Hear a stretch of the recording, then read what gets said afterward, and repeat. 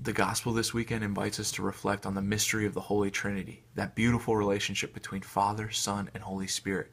But it also contains a sobering reality for most Catholics. Jesus approaches his apostles and says, "Go therefore, and make disciples of all nations, baptizing them in the name of the Father, and of the Son, and of the Holy Spirit." This is a stern warning that the church can't turn in on itself. We have to go out and conquer the world for Jesus Christ, tell other people about him. The primary mission of the church is to evangelize.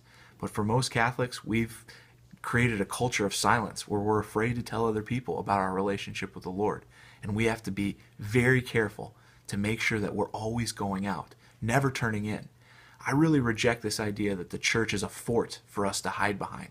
The church isn't a fort. It's an army going out and conquering.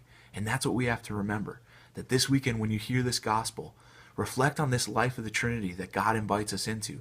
But remember, our job is to share that life of the Trinity with others, to tell other people about God's love.